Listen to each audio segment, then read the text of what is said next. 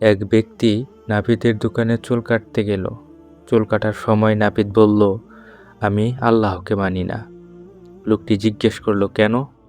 নাপিত বলল, রাস্তায় বের হয়ে দেখুন কত অসহায় কষ্টে থাকা মানুষ।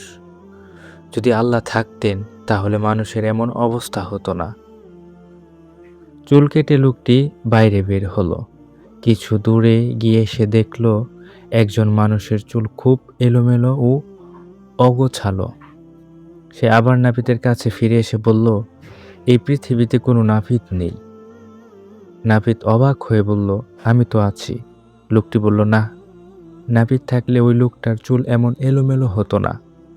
নাপিত বলল, সমস্যা হলো মানুষ নাপিতের কাছে আসে না।